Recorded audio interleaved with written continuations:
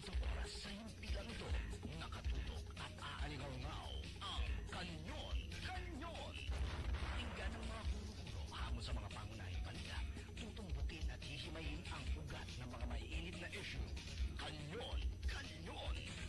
Kanyon ng komentaryo at serbisyo publiko, si Rolly Canon.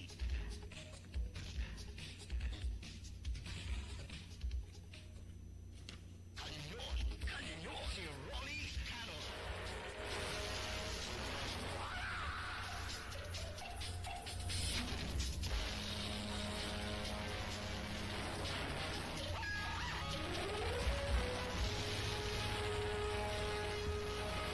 Magandang umaga po sa inyong lahat mga kababayan, si Rolly Canon hanggang alas 10 ng umaga sa Kanyon. Marami po tayong pag-uusapan sa umagang ito. Ngayon ay July 4th pa lang sa Estados Unidos, pero kahapon ay nag-celebrate ang ating bansa ng Phil American Friendship Day. Dito po sa mga dyaryo ngayon,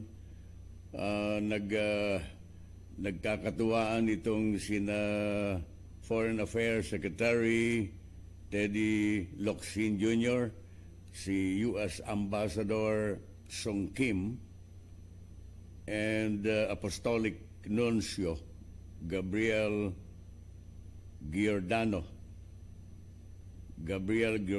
Garcia. Sila po ay nagkaroon ng kaunting katuwaan, nag-toast ng kanilang mga glasses to commemorate the 243rd anniversary of the U.S. independence. No? Ngayon, ang laking selebrasyon ngayon sa Estados Unidos, no? Marami akong kaibigan na nasa US. Kapag July 4, napakadaming mga festivities, no? Daming mga aktibidad para daw na fiesta sa Estados Unidos kapag July 4. Daming mga programs, daming mga aktibidad ng mga Amerikano. So, sa ngayon ay July 4 doon.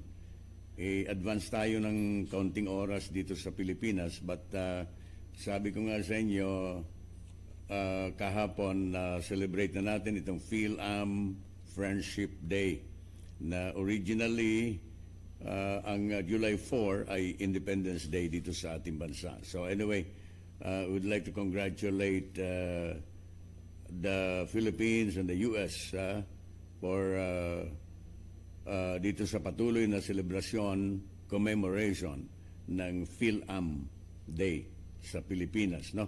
Mamaya, yung mga sinabi ni Teddy Locsin, tingnan natin mamaya kung ano mga sinabi ni Foreign Affairs Secretary Locsin. But in the meantime, let's have an update regarding the change of command sa NOLCOM, no? Kasi nagkaroon ng minor reshuffle ang ating mga commanders dito sa SOLCOM at saka sa Northern Command. So si Katropang nasa linya, magbibigay sa atin ng update regarding the change of command sa NOLCOM. Ann, good morning to you. Good morning, Ann. Yes, good morning, Katropang Rolly. At good morning din sa ating mga tagapakinig. Update muna tayo dito sa Northern Luzon Command na Camp General Serviliano Aquino dito sa San Miguel, Tarlac, na kung saan ay isasagawa ngayon ang change of command ceremony between Lieutenant General Emmanuel Salamat, yung outgoing commander ng NOLCOM, and Major General Ramiro Manuel Ire, ang incoming commander ng Northern Luzon Command. Of course, kasama si General Benjamin Madrigal Jr., ang Chief of Staff ng Armed Forces of the Philippines bilang guest of honor and speaker. So, mamaya, Katropang Rolly, ang magiging aktibidad ngayong umaga ay magkakaroon din ng presentation of award Ayan ay kasama si Chief of Staff General Benjamin Madrigal Jr. at ang Deputy Chief of Staff ng Personnel o J1 para bigyang parangal ang mga enlisted personnel and stakeholders ng Northern Luzon Command. And then after that ay babasahin na yung release and designation na order ng ating dalawang commander, ang incoming at outgoing commander ng Northern Luzon Command. And then magkakaroon din yan ng handover of a command symbol at after that ay yung mensahe ni General Benjamin Madrigal Jr. So ngayon, Katropang Rolly, ay hinihintay pa yung ating mga bisita. Ang ating guest of honor and speaker na si General Benjamin Madrigal, and then si incoming NOLCOM Commander Major General Ramiro Manuel A. Rey. So yan muna ang sitwasyon mula dito sa Northern Luzon Command. Yes, Katropang. Bigyan mo nga kami ng itong si incoming NOLCOM Commander, si General Rey. Saan ba galing ito dati? Si General Rey Katropang Rolly ay dating commander ng SOCOM. SOCOM. So, nalipat lang sa NOLCOM. Opo, at siya po yung magiging commander ng Northern Luzon Command. So, mamaya ay try po natin makuha ang kanilang mga kanilang side, no? Yung mga messages nila, yes. Kung may time pa tayo mamaya, kindly give us an update later. Yes, Katropang Ronnie. So magbabalik pa rin tayo mamaya, no? Para magbigay ng update ukol na dito sa change of command ceremony dito sa Northern Luzon Command. Katropang Ronnie. Ray, okay, Ann, thank you very much. Okay. Ann? Yes, maraming salamat, Katropang Rolly. Ito ang yung Katropang Ann, nagulat mula dito sa Northern Luzon Command. Alright, thank you very much, Katropang Ann. Mamaya bibigyan tayo ng additional information ni Katropang Ann kasi hindi pa naman yata nag-start yung turnover ceremony, yung change of command. At base doon sa report ni Katropang Ann, hinihintay si General Madrigal, ang AFP Chief of Staff, siyang guest speaker dito sa change of command ng outgoing and incoming commander ng NOLCOM.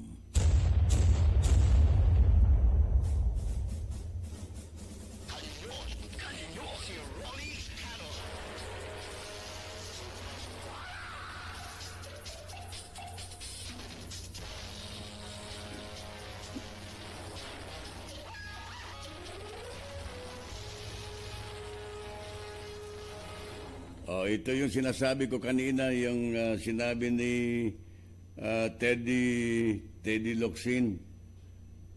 The Philippines will continue to count on the dependable presence of the United States and on the clarity and celerity of Washington's commitment to defend its allies, according to Foreign Affairs Secretary Locsin. Headline dito sa isang periodiko, sabi niya, she's all we have, no? She's all we have. Meaning, America is all we have. Okay. Sa bagay, long time ally natin itong Amerika, no? Then, bago yung friendship natin sa China, sa Russia, talagang matagal na kaibigan natin ng Amerika, no? Karamihan sa mga problema ng bansa ay galing sa Amerika, no? Ang mga solusyon in the past. nung hindi pa natin kaibigan yung China, ang Russia, at ang ibang mga bagong kaalyado natin ngayon under the present administration. So she's all we have according to Secretary Locsin. Ha? Ngayon, mukha yata na magkakaroon ng pagkakataon na makapagbisita ang Pangulo sa Estados Unidos, no? Nalala ninyo nung araw ng nagkakagirian ng Pangulo at saka yung dating Pangulo ng Amerika, si Barack Obama. Kung naalala ninyo na pinagsalitaan ng Pangulo ng kung ano-ano, si Barack Obama. And the President said that he's not intending to go to America. But sa mga dyaryo ngayon, naka-highlight that the President is sure to visit the United States of America. Di lang malaman kung kailan ang pagbisita ng Presidente. No? Tingnan natin, sapagkat iba na naman ang Presidente at si President Trump ay kaalyado niya. Hindi naman kaalyado, but I think they have so many things in common. So anyway, mga kababayan, dialogue daw ng PNP at barangay about peace and order ay isinasagawa ngayon. Ang detalye sa report ni Jen Handugan. Jen, come in. Yan nga mainit at magandang umaga, Katropang Rolly. Humarap sa loob ng 3 araw ang mga tauhan ng Imo City Police sa mga opisyal ng liga ng mga barangay para sa isang dialogue. Ito ay bilang hakbang sa higit na pagpapaigting ng kampanya kontra illegal na droga at illegal na pasugalan sa mga purok at distrito na nasasakupan ng Imo sa Cavite. Sinabi ng Imo City Police, siniling nila na sa pamunuan ng barangay na regular na magkaroon ng dialogo upang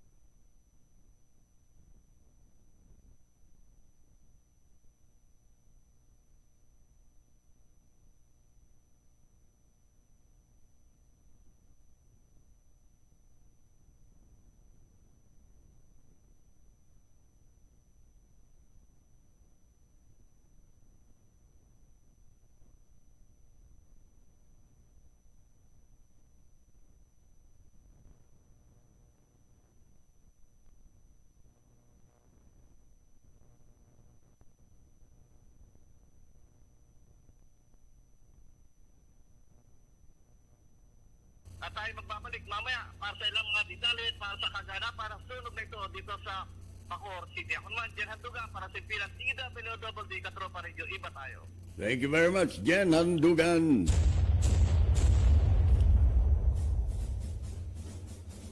Kanyon, si Rolly Canon.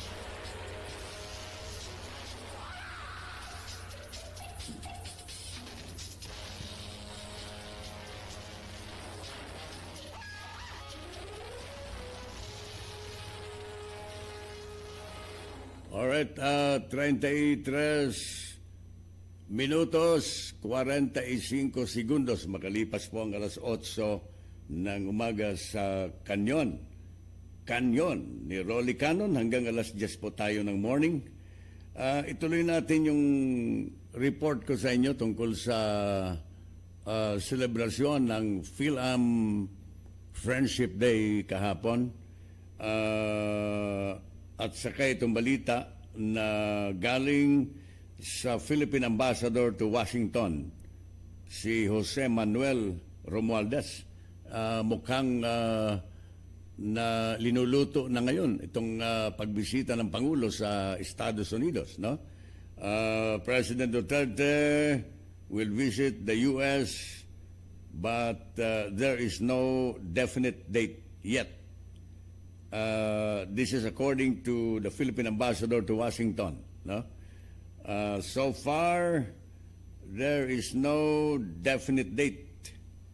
Pero ang assurance na ibinibigay ni Ambassador Jose Manuel Romualdez that it's definite, no?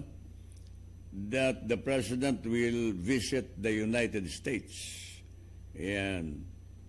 Ako nung araw na nakikita ko na ito that someday, before the end of the term of the president, talagang makakabisita siya sa Estados Unidos. Considering na ang kasalukuyang presidente ng US ay maayos naman ang kanilang relationship, di ba?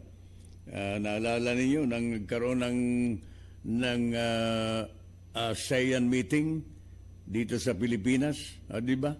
Maganda ang tinginan ni Donald Trump at ng ating presidente, no? They have so many things in common, di ba? Sabi nga ng mga taga-press, marami silang mga qualities, no? Na halos nagda-jive, nagkakaparehas. So, ang ating presidente ay, or the president has indicated that he would like to visit the U.S. And it's just a question of time. Okay.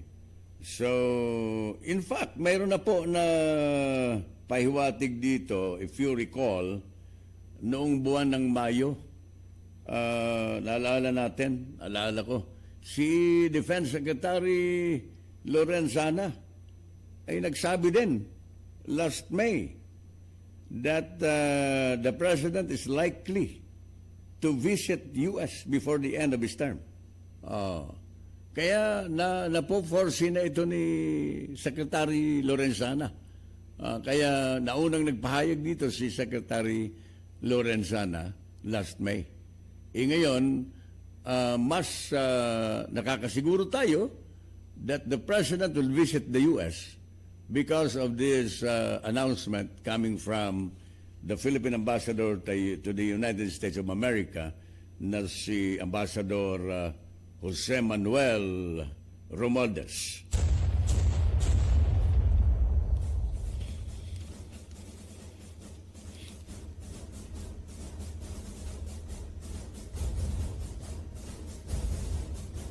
Alright, ituloy natin. 38 minutos. Makalipas po ang alas 8 ng umaga. Speaking of Romualdez, another Romualdez ito. Sa Kongreso naman ito, no? Yung kaninang pahayag galing kay Philippine Ambassador to the US, Romualdez, no? Ano kayang relasyon nito ni Martin, no? Yung Philippine Ambassador to the US, si Jose Manuel Romualdez. Di ko alam kung magkapatid ito o magkamag-anak. Okay. Nangunguna daw sa survey ng RP Mission and Development Foundation Incorporated. Ngayon ko lang narinig itong survey team na ito. Alright.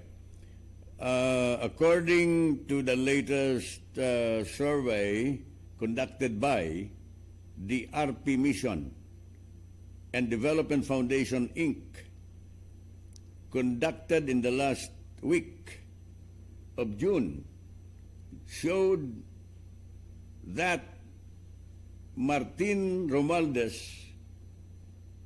is the preferred choice of the people with 30%. Followed by Taguig Representative Alan Peter Cayetano with 23%. The third spot went to former Speaker Pantaleon Alvarez, and the fourth position goes to Marinduque Representative Lord Alan Velasco, 14% in the survey. Pero alam po ninyo, kahit na sabihin ninyo kung sino ang number one, people's choice ito. Pero sa aktualidad, ang pipili ng speaker, kapwa kongresista, yung within and among themselves. Sila-silang pipili ng speaker. Kaya itong mga survey na ito, na people's choice, ay hindi po masusunod ito. I'm sorry,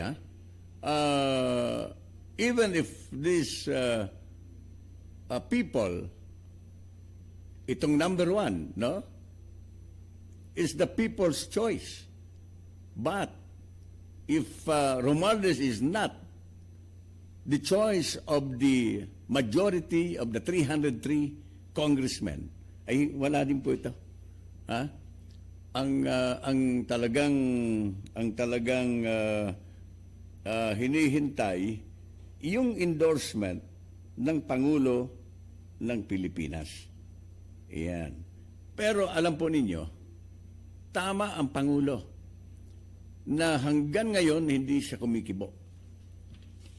Kasi alam po ninyo, hindi naman talaga dapat makialam ang legislative, hindi naman talaga dapat makialam ang isang executive dito sa affair ng mga taga-legislative.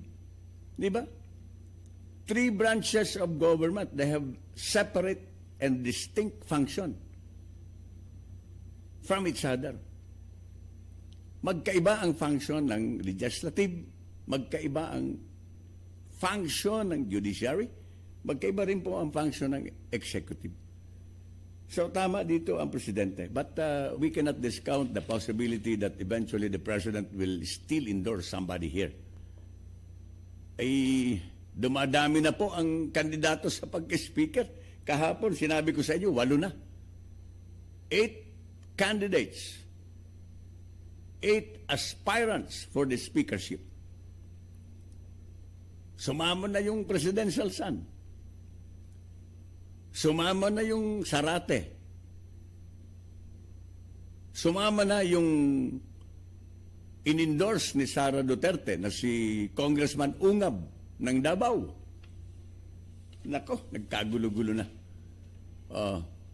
May mga balibalita nga that eventually, baka by next week, baka dadami pa ang mga aspirante para sa pagka-speaker.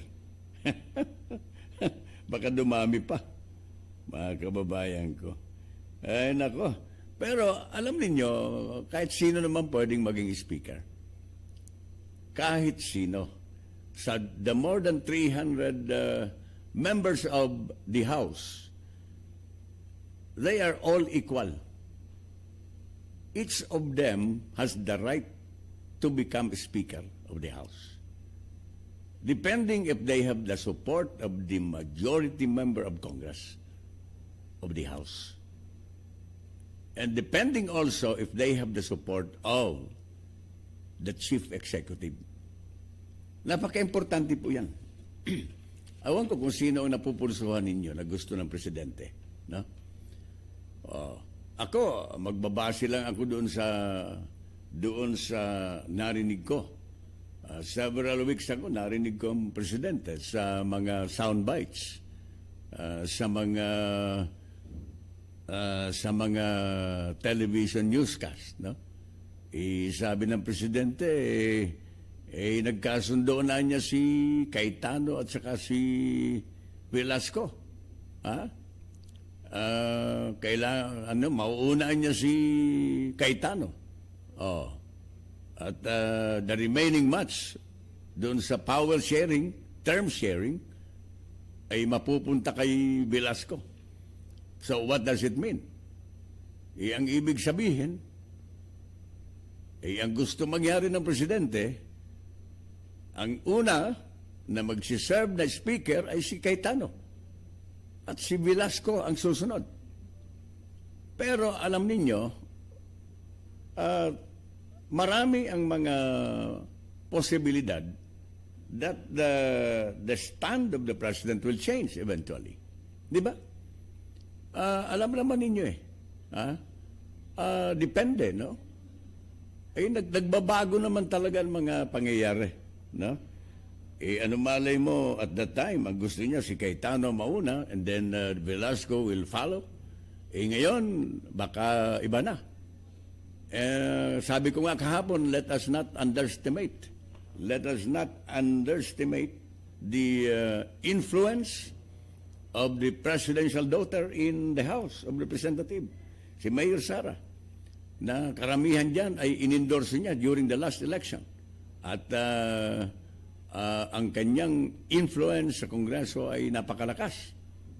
If you recall, may mga naririnig tayo na ito'y naririnig lang natin that the presidential daughter and now the mayor of Davao has something to do doon sa pagkatanggal kay Pantaleon Alvarez bilang speaker. Di ba? Marami tayong naririnig niyan, no? That Sara Duterte was behind the ouster of former Speaker Pantaleon Alvarez.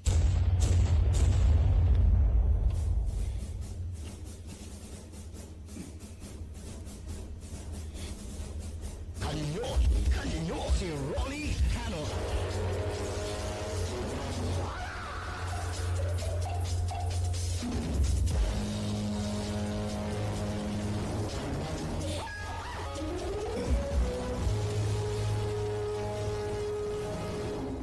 Alright, ituloy po natin ang ating mga pinag-uusapan dito sa Kanyon kasama si Rolly Canon. Gusto kong i-anunsyo muna itong gaganapin na CRS AFP Stakeholders Fun Run 2019. Kailan? July 20, 2019, Saturday. Saan? Lapu-Lapu Grandstand, Camp Aguinaldo, Quezon City. Dito po yan sa harap ng General Headquarters, itong Lapu-Lapu Grandstand. Assembly time 4:45 a.m. Gun start at 5:30 a.m.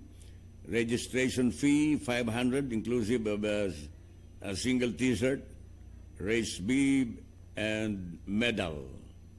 Contact persons, Captain Evans Christopher Avalahon. Contact number 0915-530-7330. First Lieutenant Rema Isao, 0921-414-9454. Beneficiary? Beneficiary po ng proceed siguro. Kikitain ng fun run. St. Rita Orphanage in Parañaque. All right. Like, share, follow us, Katropang Radio Facebook page. Okay. All right. Mga kababayan, 48 minutos na po makalipas ang alas 8 ng umaga. Kayo ay nakikinig pa rin dito sa Kanyon ni Rolly Canon. Si Secretary Anyo ng Department of Interior and Local Government, sabi niya sa mga LGUs, no? Declare the Reds persona non grata. Yan. I-declare daw ito, ha? Si Secretary Anyo po kasi ang nakakasakop dito sa lahat ng mga local government. Now is the time to fear. Now is the time to take a stand against these groups.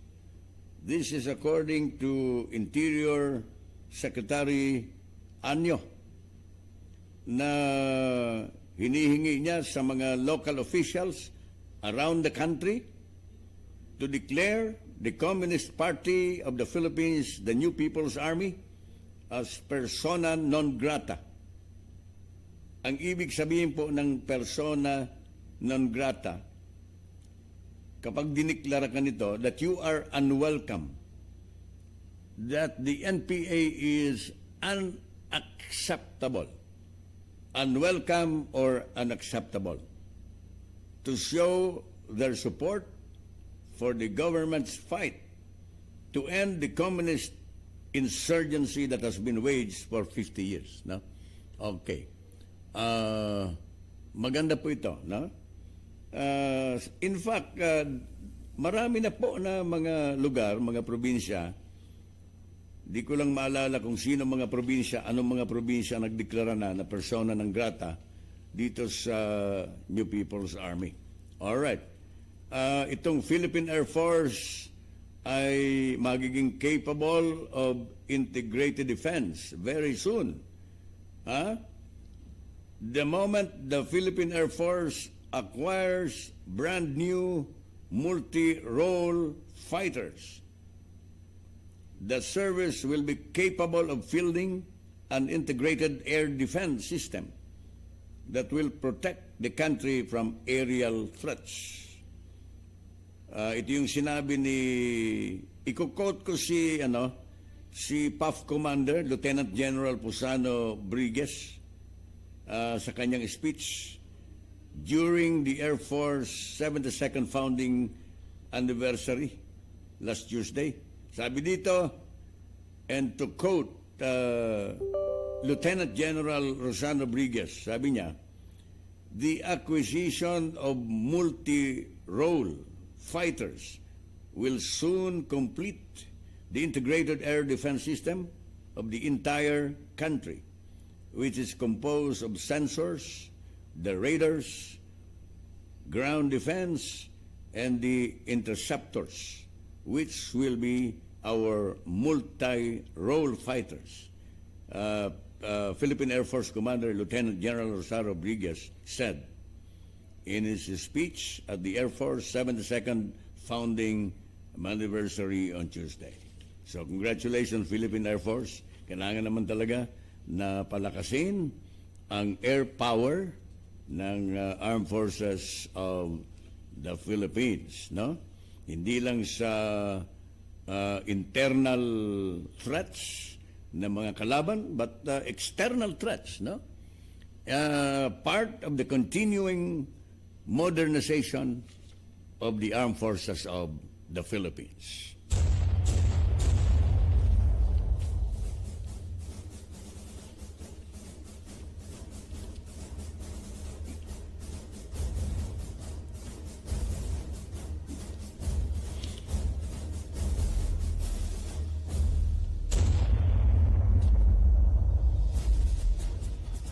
Kanyon, si Rolly Canon.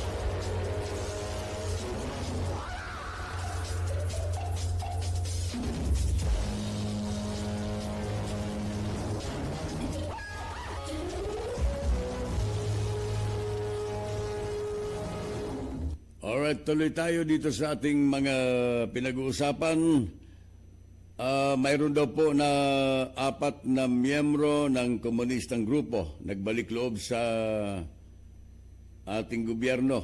4 na miyembro ng Communist Party of the Philippines. Sumurrender po ito sa mga tropa ng 54th Infantry Battalion ng Philippine Army. Kahapon po ito ng umaga. Bago po ito. Iba ito sa mga ibinabalita natin noon. At sangayon po sa balita, malugod daw po na tinanggap ng Alpha Company ang mga sumuko sa kanilang headquarters at agad na binigyan ng kaukulang tulong hatid ng ECLIP program ng ating gobyerno. Ayan. Yung mga sandata, marami palang mga sandata ang na-surrender din. Alam ninyo, itong mga armamentong ito, may corresponding amount ito. Kapag sumurrender kayo, together with your arms, ay mayroong corresponding amount of money na ibibigay sa inyong gobyerno. Alright, nasa screen po natin ang tungayan natin, if you're watching, the change of command ceremony sa Northern Command, no? Nakikita po diyan sina outgoing commander ng NOLCOM, Lieutenant General Emmanuel Salamat, AFP, and the incoming commander ng NOLCOM, si Major General Ramiro Manuel A. Ray, AFP. Arrival of Honor, Northern Luzon Command. Nandiyan na yata siya, no? Sana nandiyan na si Chief of Staff, si General Madrigal siguro. Kanina yung report sa atin, coming from NOLCOM, na hinihintay nila ang guest speaker yung guest of honor, si General Madrigal, AFP Chief of Staff, no? Na siya ang General Madrigal will be gracing the occasion in the turnover ceremony sa change of command dyan sa NOLCOM. So, mamaya, sino ba yung nag-report sa atin kanina? She promised that she's going to give us more update dyan sa mga nangyayari ngayon sa change of command dyan sa Northern Command. Northern Luzon Command. Okay? So, nasa screen po natin, you can probably glance dito sa ano. Teka. Yan, maliit lang dito kasi sa monitor. But if you're watching sa laptop on a bigger screen, makikita siguro ninyo ang detalye nito. Alright. Inuulit ko po, kasalukuyan pong ginaganap ang change of command ceremony sa Northern Luzon Command. Na ang incoming commander ng NOLCOM ay si Major General Ramiro Manuel A. Ray, AFP. Outgoing, si Lieutenant General Emmanuel B. Salamat, ng Armed Forces.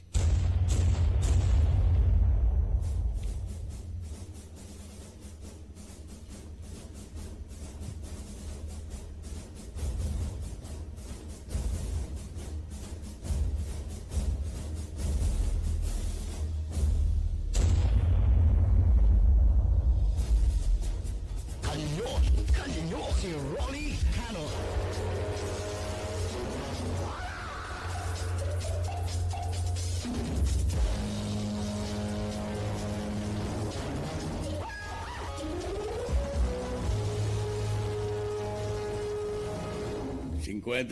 Minutos na po makalipas ang alas 8 ng umaga dito sa kanyon ni Rolly Canon.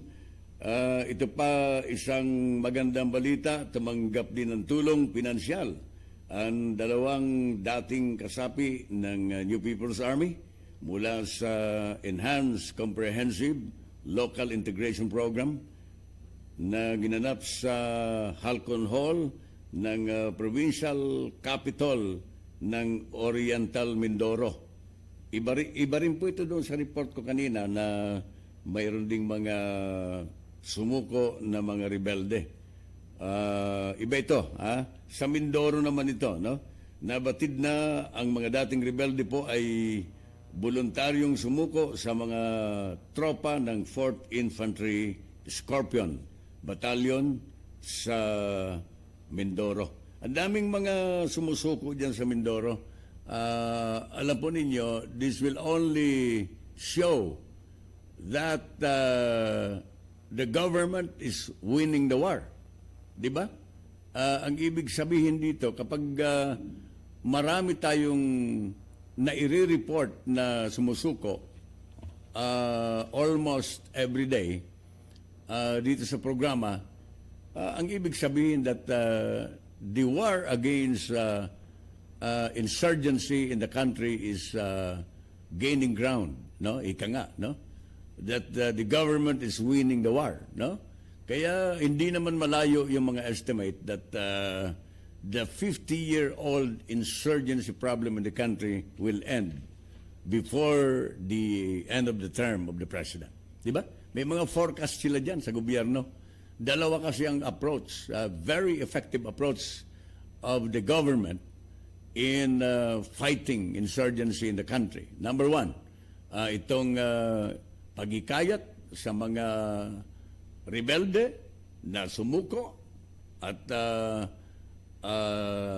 magkamit ng proteksyon from the armed forces, and of course ditong mga benepisyo na ibinibigay po ng ating gobyerno. Number two, the intensified campaign, itong relentless na kampanya ng ating gobyerno all over the country against insurgency. Di ba? Dalawa. May soft approach, mayroong hard approach, no? Kapag gustong sumuko, ay narito. The government has an open hand. Doon sa mga rebelde, kapag gustong sumuko. Kapag ayaw sumuko, sige, bakbakan tayo. Ganun lang naman.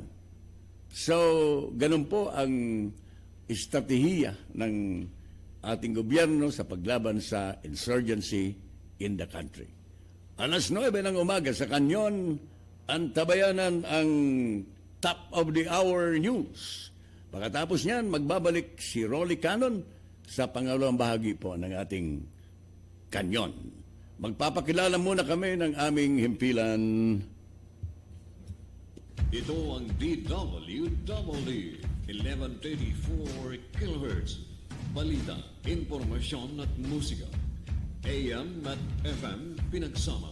Ito ang Katropa Radio. Iba tayo. Kayo ay nakatutok sa 1134 kHz, DWDD, Katropa Radio, Iba Tayo. Kami po ay kasapi ng KBP, kapisanan ng mga broadcaster ng Pilipinas. Sa pagsikat ng gintong araw, lalaban hanggang sa tagumpay. Pananalig Ako kinakausap ang siyang pinakamalakas na daladala naming sandata. Tagapagligtas sa himpapawid, tagahatid ng pag-asa sa mga kailangang sagipin. Hindi nagpapatalo. Lahat kinakaya. Naglilingkod ng walang pagdadalawang isip. Bawat lipad, seguridad mo ang laging iniisip. Isang paaman namin ay nakabingit sa hukay. Di bibitawan ang sinumpaang tungkulin. Di natatakot para sa kalayaan ng ating bayan. Watawat ng aking bansa, mananatiling iwinawagayway sa malayang himpapawid. Para sa bansa kong minamahal na walang sawang paglilingkuran. Ngunit hindi dito natatapos ang aming tungkulin. Araw-gabi, 24 oras, kami ay nakatutok, nakaalerto, para sa kapayapaan na ating inaasahan. Pinanganak na katulad mo, katulad niyo, pero pinili ang ganitong propesyon.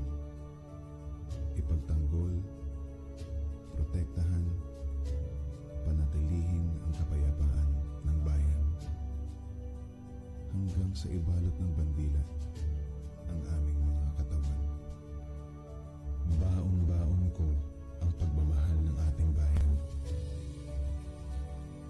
Ipagtatanggol hanggang kamatayan. Kahit ano pa bang peligrosong daanan para sa ating kalayaan, buo ang tapang. Dasal ang aming sandata, Diyos ang aming kakampi. Hindi magpapatibag, basta kasama siya palagi.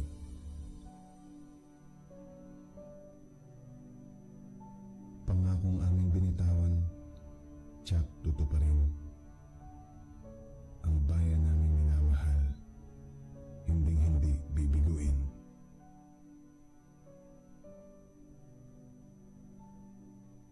Ako ay batang Pinas, nagtiis, nakaranas ng gulo at kahirapan sa bansang nabalot ng dahas. Gusto kong mailigtas, ilipad pataas ang banderang kapayapaan lang ang tanging armas. Handa kaming mamatay para sa ating inang bayan, pagkat ang kapayapaan ang tinatanging kayamanan. Sandalang nasa lupa, tubig, sa langit umaalagid. Magmamasid, bantay sa paligid. Paninindigan ay hindi tagilid sa hukbong himpapawid. Hindi ko na makita ang mga mahal sa buhay.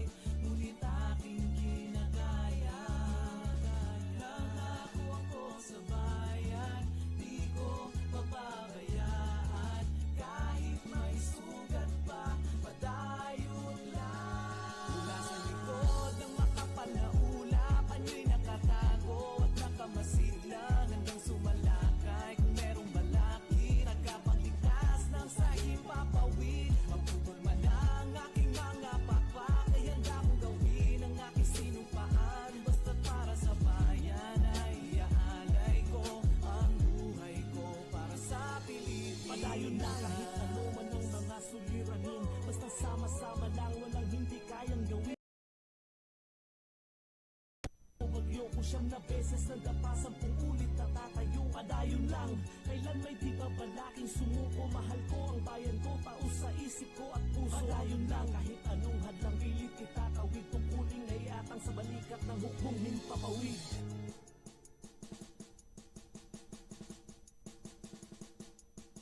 Kami ang hukbong himpapawid ng Pilipinas. Padayon lang.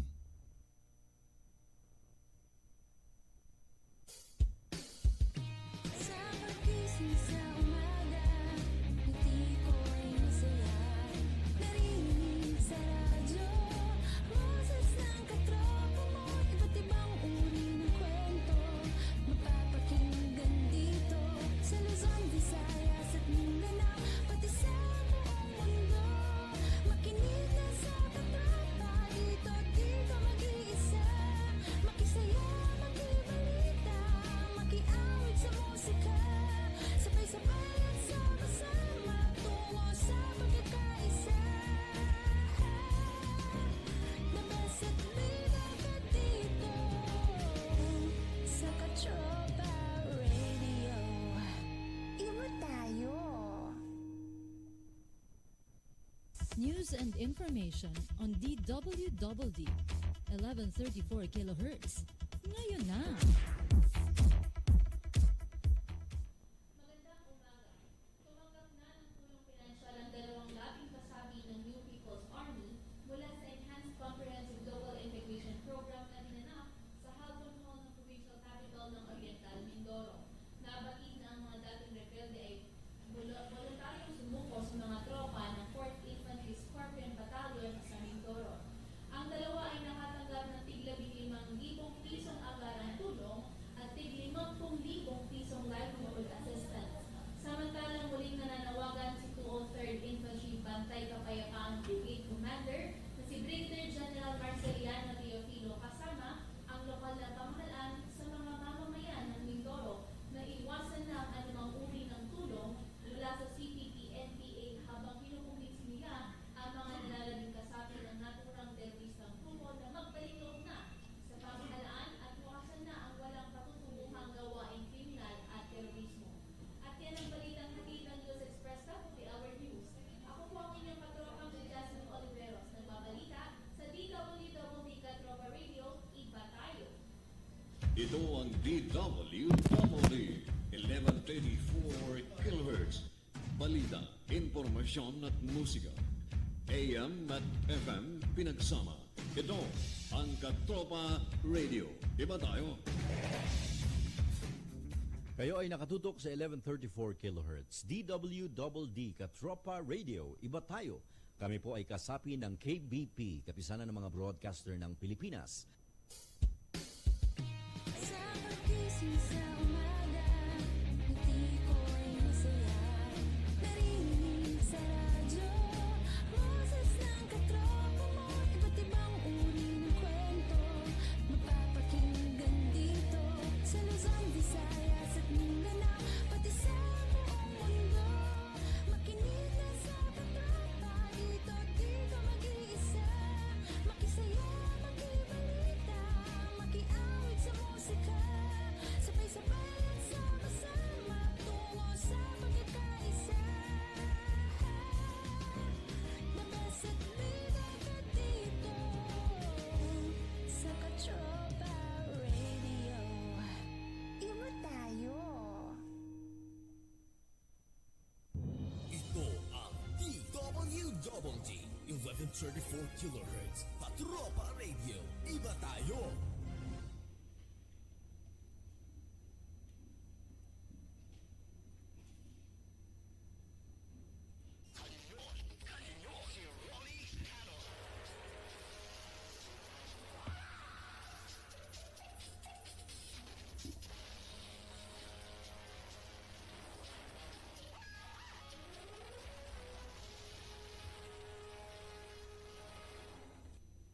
Okay, ituloy po natin ang Kanyon kasama si Rolly Canon dito sa ating impilan. Nakatutok ngayon sina Emi Rada. kapag hindi po ito na-check, may mga pag-aaral that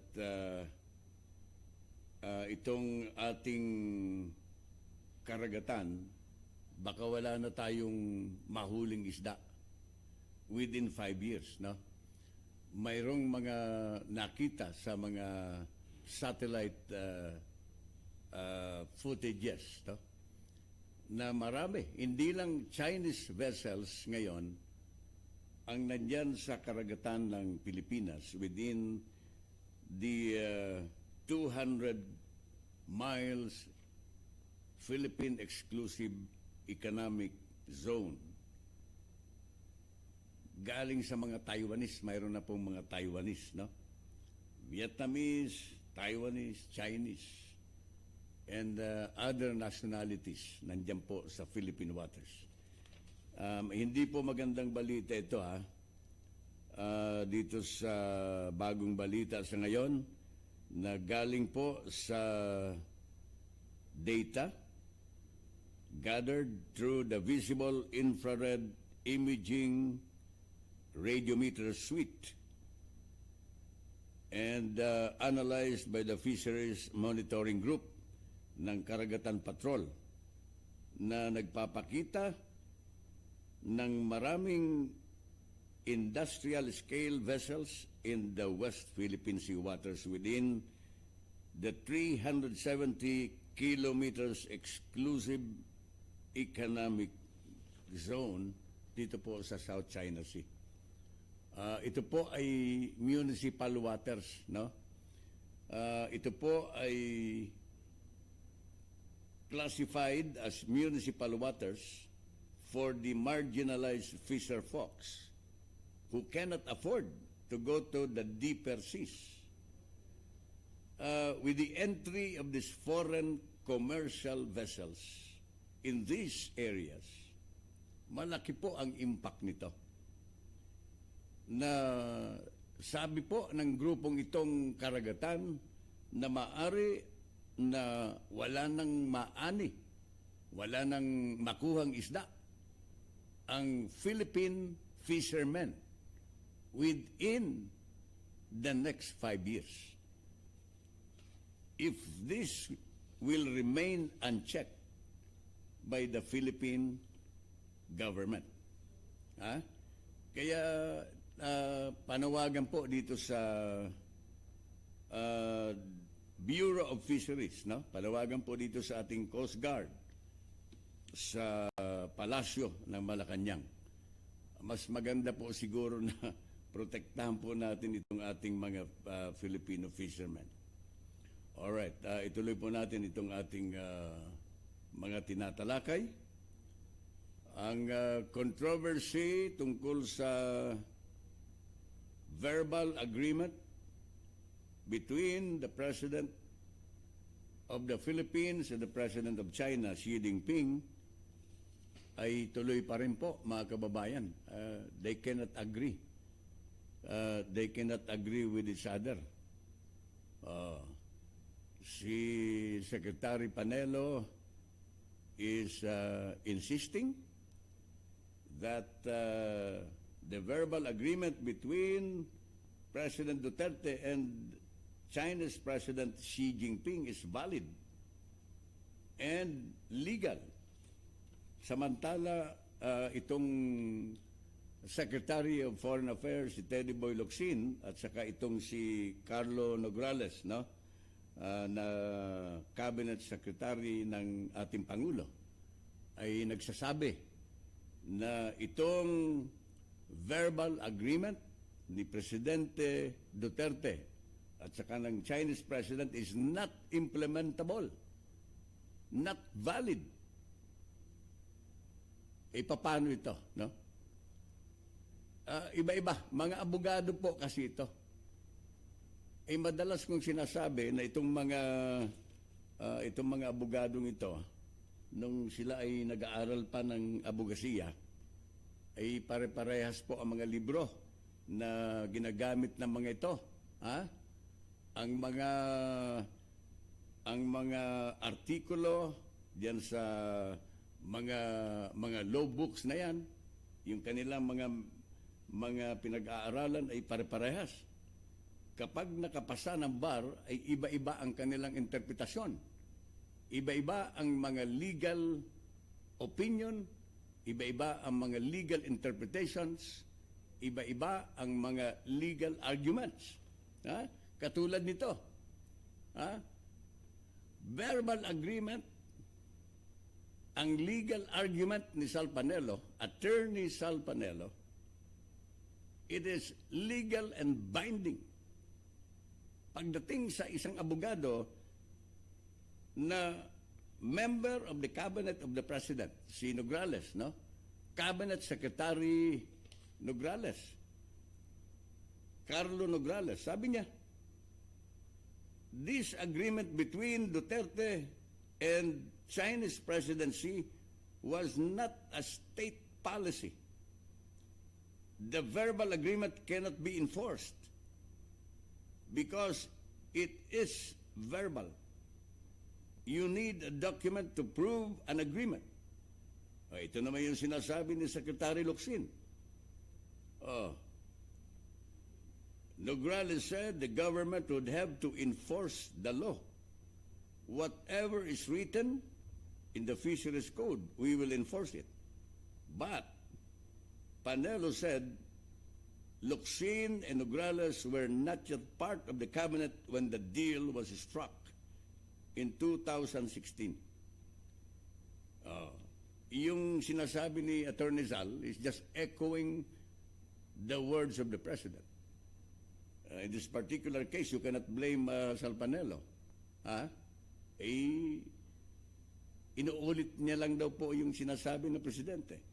On the other hand, maganda naman itong ginagawa ni Secretary Locsin and Carlo Nograles sapagkat wala naman pong monopolyo ng legal na interpretasyon.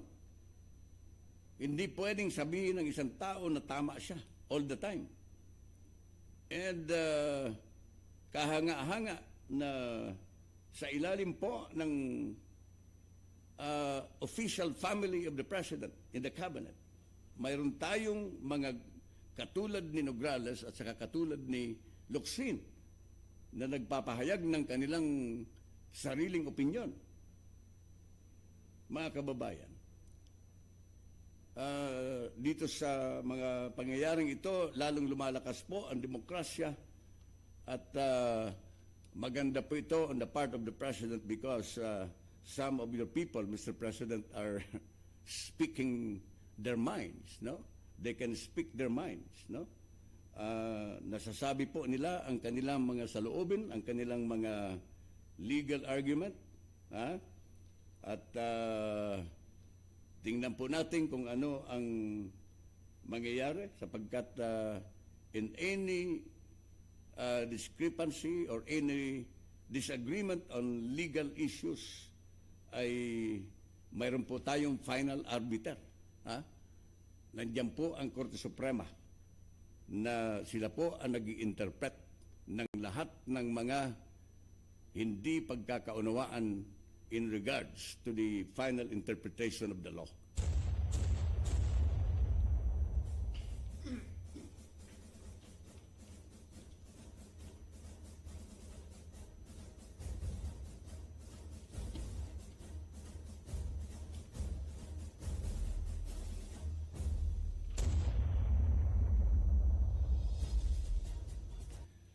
20 minutos po makalipas ang alas 9 ng umaga dito sa Kanyon kasama si Rolly Canon hanggang alas 10 po tayo ng morning. Nung isang araw po, alam ninyo na nabanggit ko na ang nasira na coral reef diyan sa Philippine waters, no? Sa Panatag Shore ay umaabot na po sa 33 billion pesos. Coral reef destroyed. Ang balita sa ngayon, ang Bureau of Fisheries and Aquatic Resources or the BFAR ay naghahanda ng kanilang report sa Malacanang at gustong multahan itong Chinese fishing boat dito sa Katropang na bumangga sa isang barko ng Filipino fishermen. Ang balak po ng BFAR ay sila po ay humingi ng $1 million. Yan, $1 million. Magkano lang ito? Barya lang ito sa mga inchik. Ang kanilang nahuhuling isda dito sa West Philippine Sea. Dito sa within the Philippine Exclusive Economic Zone. Grabe. Sila ang umuubos ng isda dito. Di ba? Confirmed by the Armed Forces of the Philippines, 270 Chinese vessels nandiyan sa malapit sa Panatag Shore. Kinumpirma po yan. Di ba? 270 Chinese vessels. Ang masaklap dito, sang-ayon sa mga eksperto, hindi naman lahat mga fishermen po ito.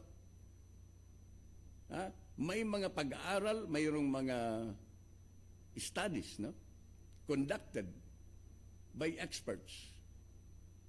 Ang result ng kanilang pag-aaral, that most of the crew dito po sa 270 Chinese vessels na ito are militia. Sila po ay maritime militia. Directly taking order from the Chinese military. Inandyan po yan. Palutang-lutang po dyan sa malapit sa Pilipinas. So, ewan ko lang, no? Kahapon ay may balita na nagkaroon po ng test firing of ballistic missile ang China in the disputed South China Sea. Diyan po sa mga artificial islands na ginawa po ng Chinese government dito po sa West Philippine Sea. Ay nag-fire po sila, testing. Fire of ballistic missile. At nakaabot po ito sa Department of National Defense. Ang ayon po kay Secretary Lorenzana, the Philippines will investigate the matter. Until now, wala pa tayong word coming from the DND kung ano ang katotohanan dito. Wala pa tayong report from the DND kung ano ang extent ng testing na ito ng China ng anti-ship ballistic missile. Mga kababayan, at sang-ayon sa Estados Unidos, this is an alarming situation. An alarming situation. At iba daw po ang sinasabi ng China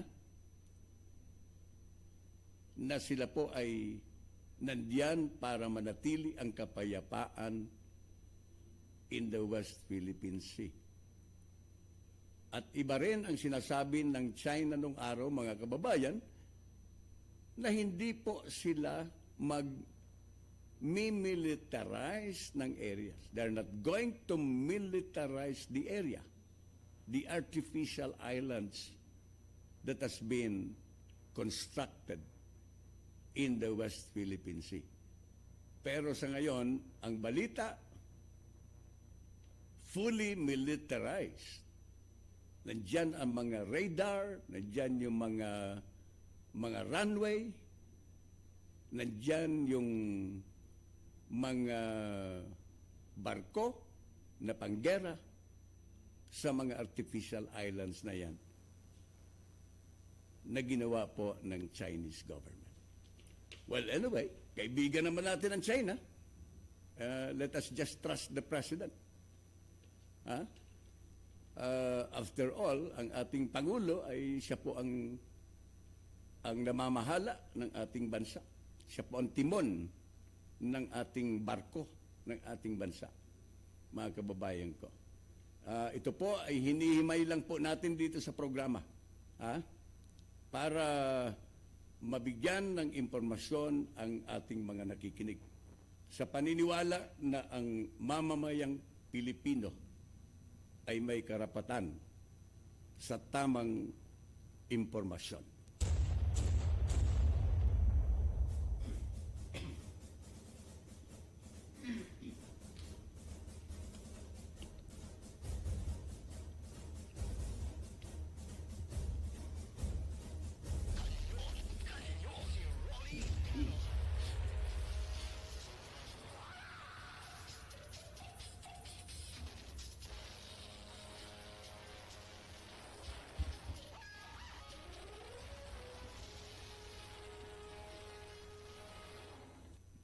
27 minutos na po makalipas ang alas 9 ng umaga.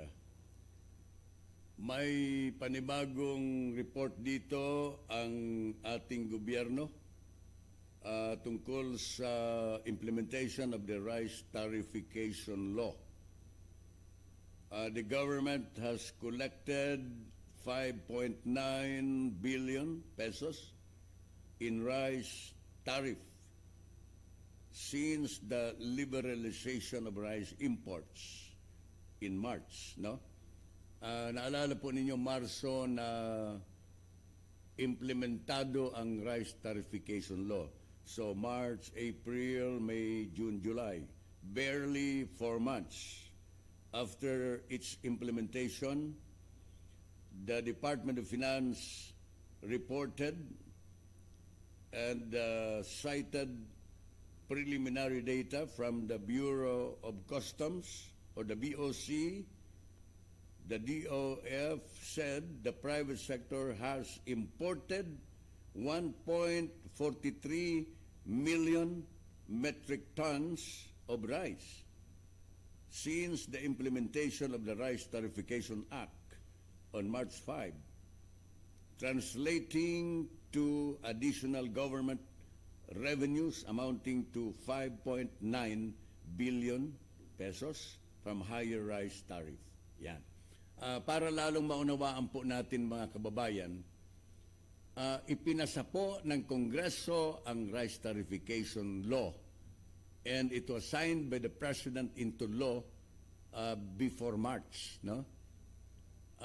Then, pinublish po yan and it was formally implemented March 5. Ano ang rice tariffication law?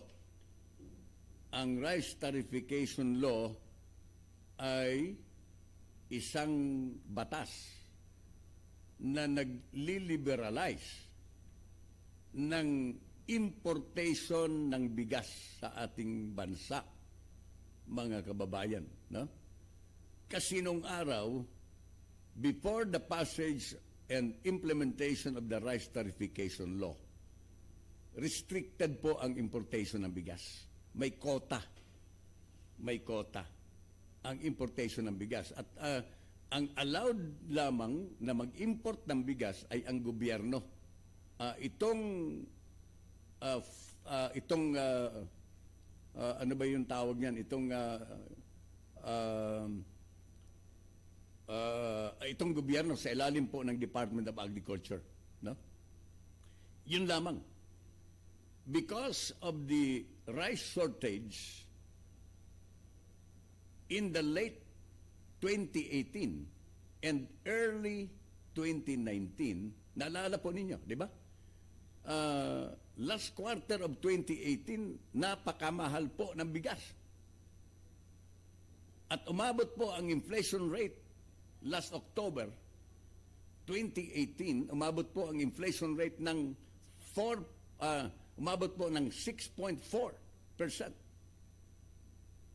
6.4% inflation rate in October 2018 because of the very high price of rice in 2018, because of the shortage of rice in 2018. Ano po ang ginawa ng ating mga senador, ng ating mga kongresista? Sila po ay inaprobahan po nila itong rice tarification with the recommendation coming from the Department of Finance. Mga kababayan ko, marami po ang tumutol dyan in the crafting of the rice tarification law. Why? Kasi this will barely affect the local farmers.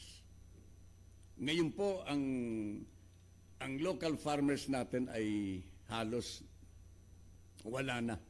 Namamatay na po ang agricultural sector in the country because of this. Mula po na na-implement ang rice tarification law, mga kababayan, bumaba po ang bilihan ng palay coming from the local farmers. Bumaba po ng ngayon yata ay 15 pesos na lang o 10 piso na lang ang palay.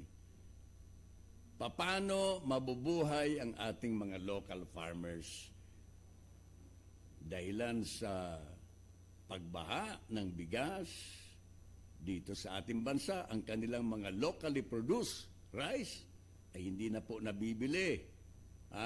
Dahilan sa we rely on importation. Kaya sabi ko nga nung araw,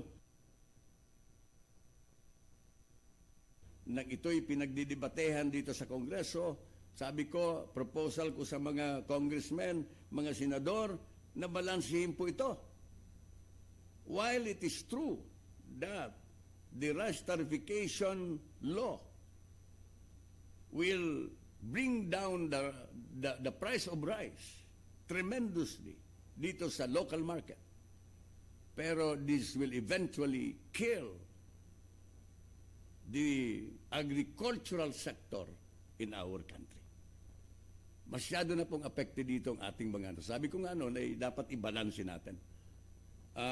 Mayroon naman silang sinasabi that part of this revenue collected na sa ngayon nga, sang-ayon sa report ng gobyerno, 5.9 billion in about 4 months in rice tariff. Nakolekta po ng ating gobyerno. Part of this will be given to the Philippine Center for Post-Harvest Development and Mechanization. All right. 5 billion of this collection will be given to the Philippine Center for Post-Harvest Development Mechanization. Ang ibig sabihin dito na ito ay magdudulot po, magbibigay ng assistance to the local farmers. I don't know how are they going to implement this matter. Sapagkat this is practically new. Bago po itong Philippine Center for Post-Harvest Development and Mechanization or PhilMec. Hindi pa natin alam kung ano ang mechanics nito, kung paano po ang implementation nito. But the truth is, according to the government's report, 5.9 billion collected tariff since the implementation and effectivity of the rice tarification law on March 5. All right. We would like to congratulate them. Definitely, because of the increased importation from the private sector, mga kababayan ko, sapagkat any trader now are allowed under the law to import rice. Kaya nga, yan po ang dahilan kung bakit bumabaha po ngayon ang ang bigas dito sa lower market, sa local market. Na dahilan kung bakit ngayon ay napakamura ng bigas. Magandang pakinggan, no? Magandang pakinggan, murang bigas, inflation rate, sang-ayon sa Bangko Sentral ng Pilipinas, in about few months will go down to about 2% inflation. Magandang pakinggan. Napakaganda, sapagkat sabi ko nga sa inyo, last year, month of October, umabot po sa 6.4% ang inflation rate. Now, the Department of Finance and the Bangko Sentral ng Pilipinas is giving us a forecast. But in the next few months, the inflation rate will go down to 2%. Congratulations.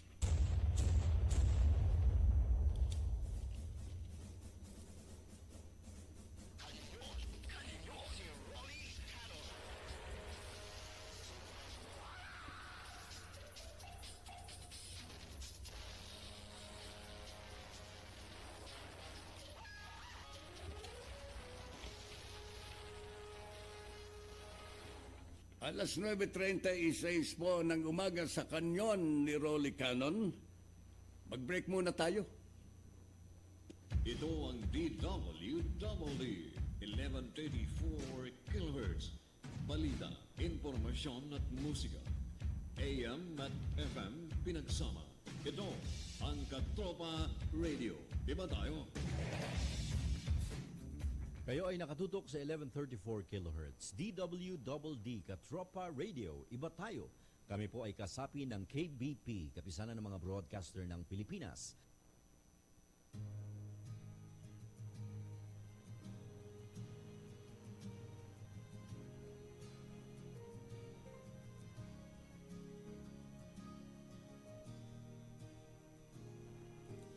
Itigil na natin ang labanan upang wala nang masasaktan. Bakit di na lang tayo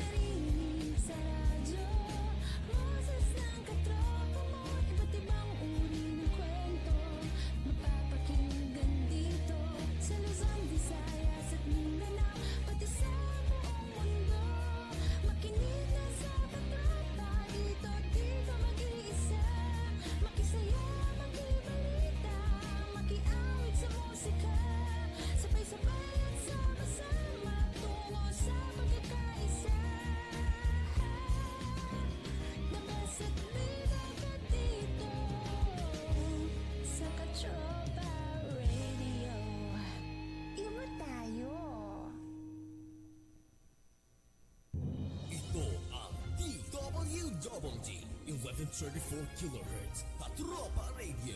Iba tayo.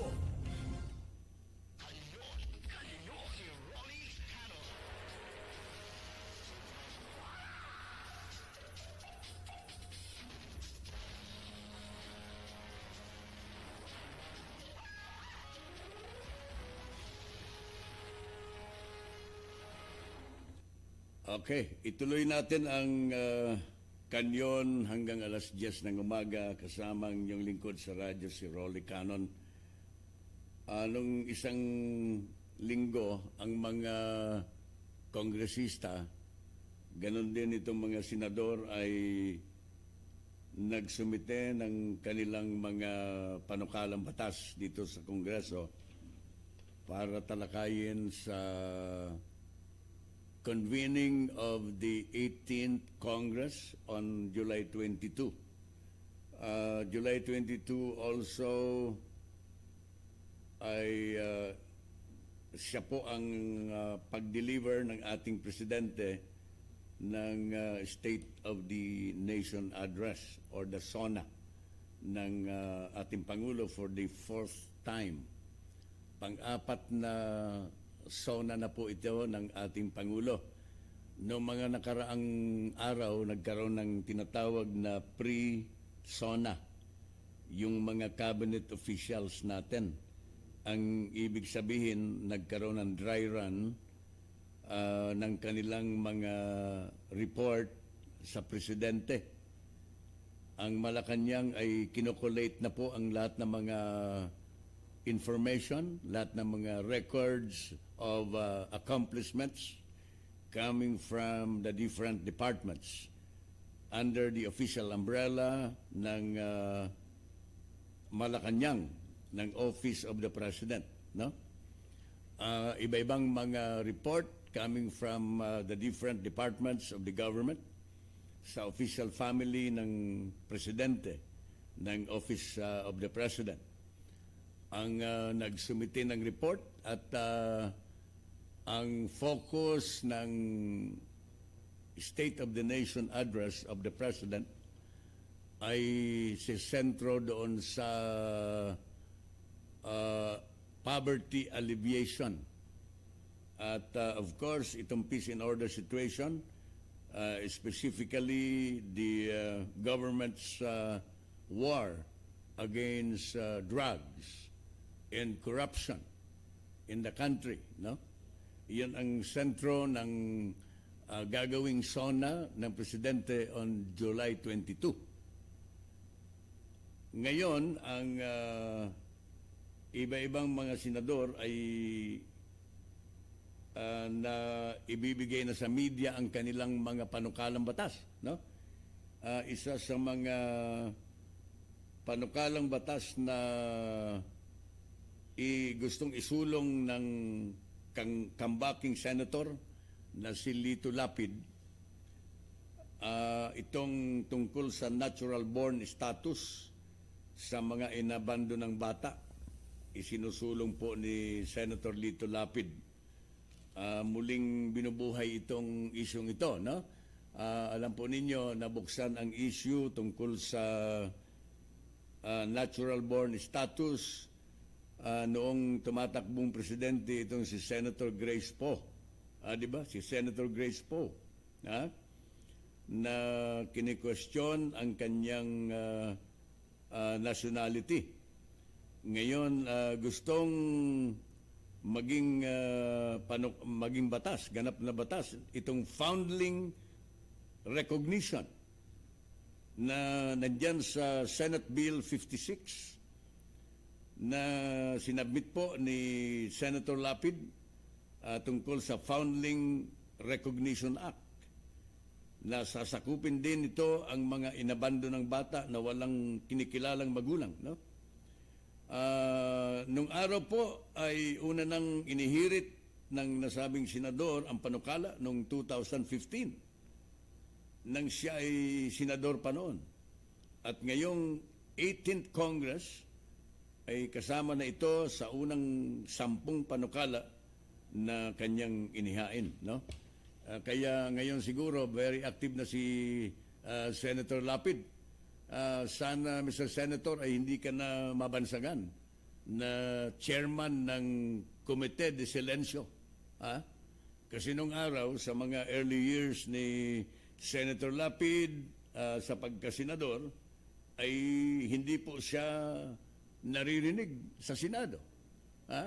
Wala pa siyang participation in any discussion, any debate, or any deliberation in the Senate, no? Kaya sabi nga, isa siya sa mga miyembro ng Committee de Silencio in the Senate. Ngayon, mukhang nagpapakitang gilas si Pinuno, no? Mga kababayan. So, anyway, mayroon ding panukalang batas itong si Bato de la Rosa, si Senator de la Rosa, no?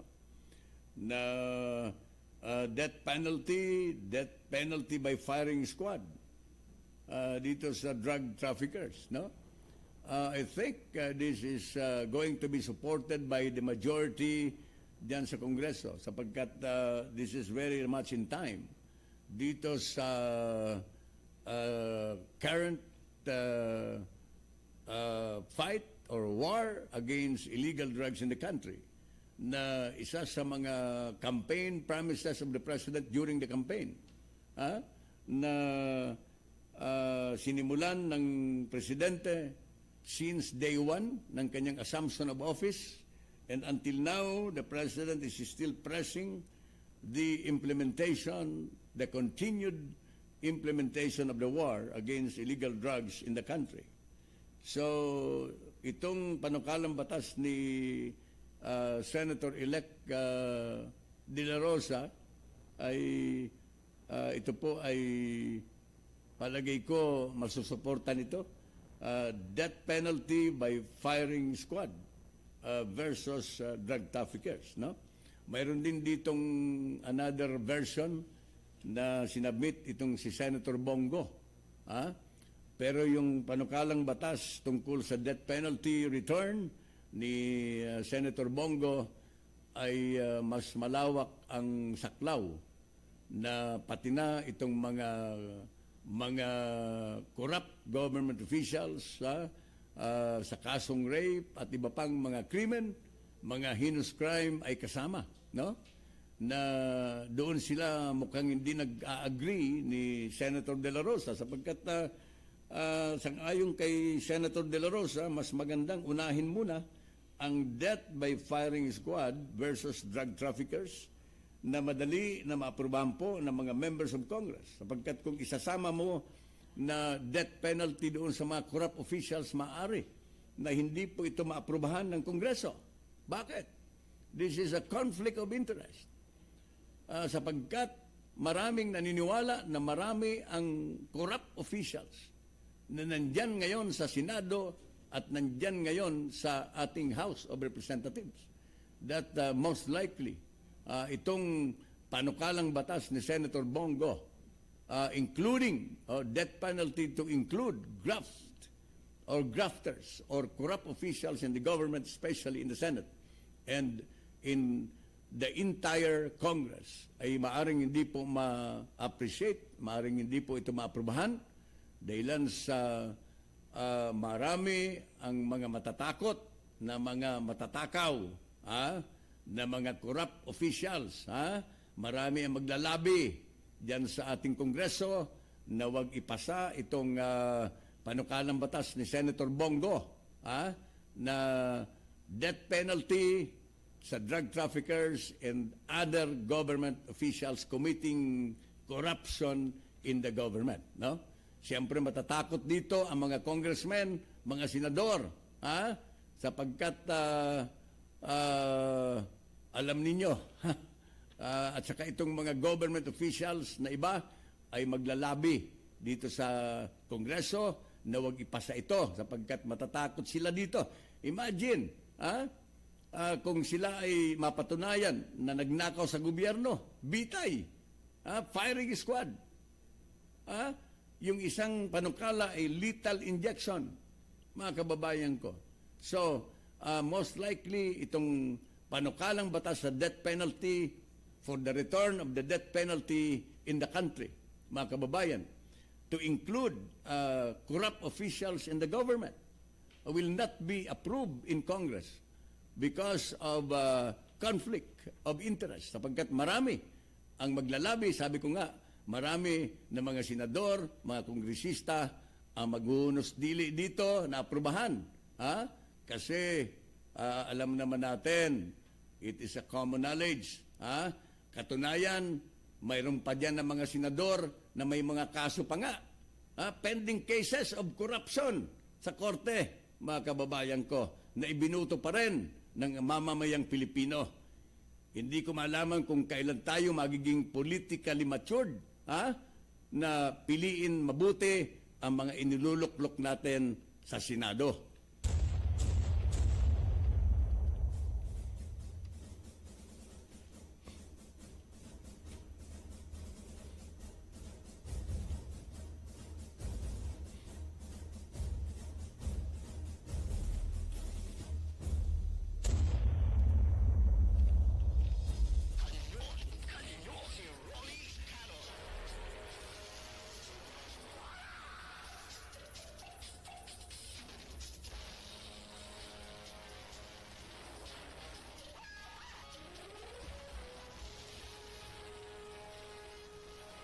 Ituloy po natin ang ating diskusyon, ang paghimay ng mga issue na direktamente na nakakaapekto sa buhay-buhay ng sambayan ng Pilipino.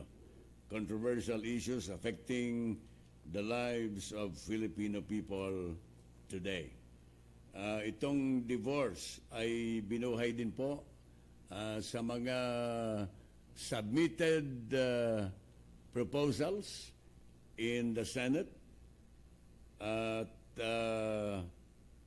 mukhang hindi po pabor ang ibang mga senador. Si Senator Ronald Bato de la Rosa said he is personally not in favor of the measure seeking to legalize divorce in the Philippines, as this could only lead to further suffering of the children of the separated couple. Magandang argumento po yan, Senator De La Rosa. Kapag nga naman nagsiseparate yung mag-asawa, ay ang nagsasuffer ang mga bata. On the other hand, mas malaki ang sufferings ng mga bata kung araw-araw nagbabangayan, nagmumurahan, nagbubugbugan ang mag-asawa. O di ba? Kaya kailangan siguro ang masinsinang debate sa Senado as well as in the House of Representatives in regards to the proposal na buhayin po ang divorce proposal dito sa ating 18th Congress. Alam po ninyo, palagay ko, panahon na para magising tayo. Marami ng bansa ang mayroong divorce, no? Gawin po natin yan na Filipino style. Kasi ngayon, kahit nagbubugbugan na ang mag-asawa, nagsasama pa rin. Kung hindi na talaga kaya na tiisin ng mag-asawa, naghihiwalay. Just the same, iniiwan din po ang mga bata. At ang dami po ngayon ang sang-ayon sa estatistiko ang nauuwi sa live-in. They settled for a live-in agreement or arrangement. No? So just the same, ganun din ang result. Mga kababayan ko. So I think we need to study this now. Nag-evolve na po ang ating bansa, we are now in the modern age, no? Palagay ko, panahon na tanggapin natin ang katotohanan. Mga kababayan ko, ako personally, kapag maayos po ang mga provisions, the conditions, dito sa divorce Philippine style, mga kababayan ko, ako po ay pumapabor dito sapagkat marami po ngayon ang mga mag-asawa na they cannot live together peacefully, lalong nagsasuffer po psychologically ang kanilang mga anak. Matagal na po itong sinusulong. Even I think in the Senate there are about 4 lawmakers in the Senate. 3 babae yata dito ang sumusulong ng divorce sa Senado. Mantakin po ninyo, mga babae pa ang sumusulong ng divorce, no? Sina Senator Ontiveros, Senator Marcos, at Senator Pia Cayetano. These are the 3 lady senators now espousing for the divorce Philippine style to be passed by the 18th Congress, no? Mga kababayan ko. So, pag-aralang mabuti, palagay ko, magsorbe kayo sa aking mga pagtatanong-tanong. Marami na po na mga mag-asawa, ang mga babae at lalaki ang pumapabor dito sa divorce sa Pilipinas. Sapagkat alam po ninyo, mga kababayan, dito sa mga naghihiwalay na mga mag-asawa, kung minsan they would like to file a legal separation so that they could remarry para makapag-asawa muli ang bawat isa. Pero napakamahal po ng proseso. Umaabot po ng 2 taon o 3 taon ang legal separation. Yung legal separation na pwede na mag-asawa na kukuha ka ng clearance, mayroong mga pagdinig, may gastos dito sa simbahang Katoliko. Pagkatapos niyan, pupunta ka sa korte. Nako, aabutin ka ng siyam-siyam. At ang estimate na ginagastos ng mga mag-anang gusto mag-apply ng legal separation ay umaabot po sa kalahating milyon. Ordinary Filipinos cannot afford $500,000 just to be able to secure or to just to be able to get that certification of a legal separation in the Philippines, no? So I think it's high time now. It's about time na pag-isipan po at suportahan itong diborsyo na ifinail po ng 3 senador na babae dito sa Kongreso.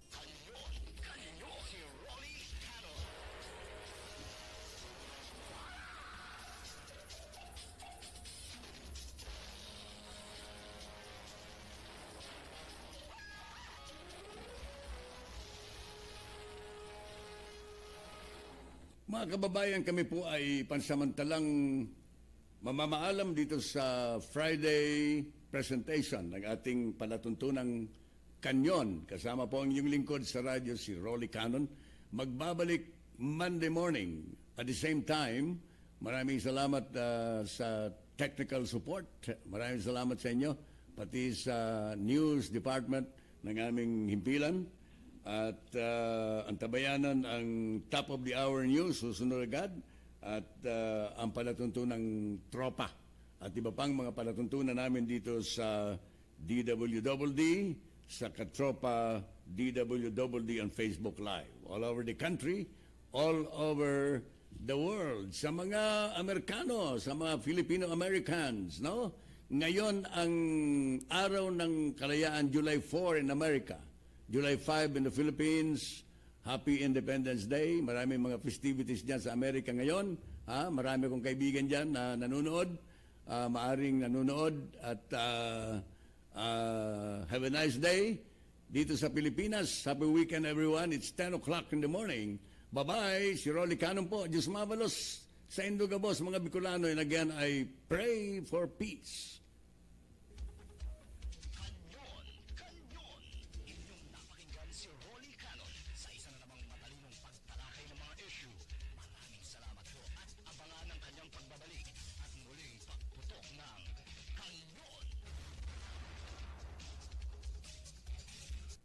Ito ang DWDD 1134 kHz. Balita, impormasyon at musika. AM at FM pinagsama. Ito ang Katropa Radio. Iba tayo. Kayo ay nakatutok sa 1134 kHz. DWDD Katropa Radio. Iba tayo. Kami po ay kasapi ng KBP, Kapisanan ng mga Broadcaster ng Pilipinas. News and information on DWDD 1134 kHz. Ngayon na. Magandang umaga. Formal nang uupo bilang commander ng Northern Luzon Command si Major General Ramiro Manuel Rey ngayong araw, kapalit ni outgoing NOLCOM Commander Lieutenant General Emmanuel Salamat. Pangungunahan ni AFP Chief of Staff General Benjamin Madrigal Jr. ang isasagawang change of command ceremony sa Camp Civiliano San Miguel, Tarlac. Papalitan ni Major General Rey si Lieutenant General Salamat dahil magre-retiro na ito sa darating na Hulyo 15 sa edad na 56. Pero ayon kay Pangulong Duterte ay itatalaga niya ito bilang leader ng Metropolitan Waterworks and Sewerage System pagkatapos itong magretiro. Samantala, si Major General Rey ay miyembro ng PMA Class of 1987 at dating pinamumunuan ng Special Operations Command ng AFP na nakabase sa Fort Magsaysay sa Nueva Ecija. At yan ang balitang hatid ng News Express Top of the Hour News. Ako po ang inyong katropang si Jasmine Oliveros nagbabalita sa DWDD Katropa Radio, Iba Tayo.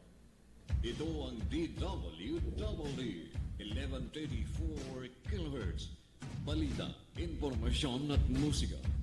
AM at FM pinagsama. Ito ang Katropa Radio. Iba tayo. Kayo ay nakatutok sa 1134 kHz. DWDD Katropa Radio, Iba Tayo. Kami po ay kasapi ng KBP, Kapisanan ng mga Broadcaster ng Pilipinas.